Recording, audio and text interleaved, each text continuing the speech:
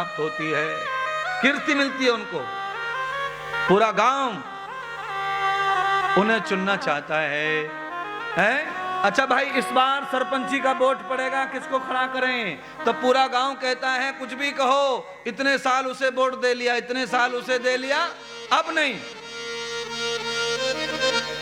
अपने माता पिता को जो अपनी आंखों में बिठा के रखता है, एक बार उसे अवसर देना चाहिए, क्योंकि जिसे अपने माता पिता की सेवा करने की आदत है वो संपूर्ण गांव की सेवा कर सकता है। जो अपने माता पिता की सेवा में रुचि नहीं रखता, ऐसा सरपंच मुखिया किसी काम का नहीं है, वो किसी की सेवा करने वाला नहीं है। हमारे कैसा चाहिए नेता? गांव का प्रमुख इंसान कैसा चाहिए? शराब पीने वाला नहीं, ऐसा नहीं चाहिए। पर याद रखना, 80% सरपंच शराबी हैं भारत में। 100 में से 80 पीते महाराज। गुटखा तमाकू तो बिल्कुल उनकी जेब में भरा ही पड़ा रहता है। अब बोलिए, गांव का मुख्य आदमी ऐसा होगा तो गांव की प्रजा क्या करेगी? यस्यम राजा प्रजा तथाम, राजा अगर ऐसा है तो प्रजा कैसी होगी? इसीलिए वशिष्ठ कहते थे, हे राम, तुम राजा बन जाओगे तो राम राज्य आ जाएगा। दैहिक दैविक बहुतिक तापा, राम राज्य नहीं काहुए व्यापा। राम का राज्य किसी के लिए क्यों दुखदाई नहीं हुआ? क्योंकि राम के राज्य में अतिवृष्टि नहीं हुई, कभी अकाल नहीं पड़ा। राम के राज्य में कभी तूफान और भूचाल में, तूफान में कभी वृक्ष नहीं गिरे।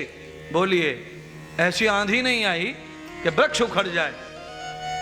राम का राज्य ऐसा होता है। पर यह राज्य राम का क्यों अच्छा है? क्योंकि राम जो है पिता और माता के सेवक थे, इसीलिए राम का राज्य और कीर्ति इसलिए बढ़ती चली गई महाराज। जो अपने माता पिता का दास बन जाता है, उसकी कीर्ति कभी कलंकित होती नहीं है महाराज।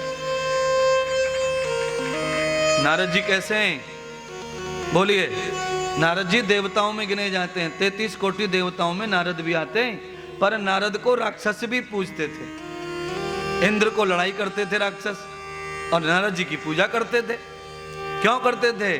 क्योंकि जो व्यक्ति सेवा भावी है उसका कोई दुश्मन होता नहीं है महाराज, कोई दुश्मन नहीं होता है। अच्छा बताओ, गांव में पहले मेहतर झाड़ू लगाता था, उसका कोई दुश्मन था? उसके लिए ब्राह्मण, क्षत्रिय, बनिया, शूद्र, गरीब, अमीर कोई होता था? नहीं, उसे तो सबके दरवाजे पे मारना और रोटी लेनी। इसीलिए गोस्वामी जी कहते हैं, सबसे कठिन है सेवक धर्मा। सेवा का धर्म इतना दुर्लभ है कि उसे बेटा बेटी भी कर सकते नहीं है। हाँ, पैसों से भी नहीं कर सकते। और अपना धर्म, अपना फर्ज समझ के तो दुर्लभ ही दुर्लभ है हमारा।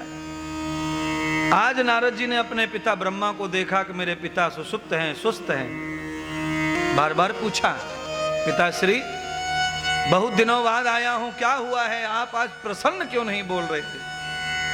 ऐसा लग रहा है कि आप किसी प्रगाढ़ चिंता में हैं। देवम दर्शनम रूपम दर्शनम पश्य नेत्रयः। मैंने कभी ब्रह्मा जी को दुखी नहीं देखा। क्यों नहीं देखा? देखिए, ब्रह्मा जी भी एक देवता ऐसे हैं जिन्हें देवता, इंसान और दैत्य सब पूजते थे। ब्रह्मा जी को भी देवता, इंसान और दैत्य, राक्षस भी उनकी पूजा करते थे। जितनी भी कथाएं आती हैं पुराणों में, सारे पुराणों में आप देखना राक्षस किसकी भक्ति करते हैं? शुक्राचार्य गुरु जी की और ब्रह्मा जी की। क्योंकि ब्रह्मा जी ने पैदा किया औलाद के रूप में, तो ब्रह्मा जी का फर्ज बनता है कि वो सबको दया करते हैं। ब्रह्मा जी सब पर कृपा करते हैं महाराज।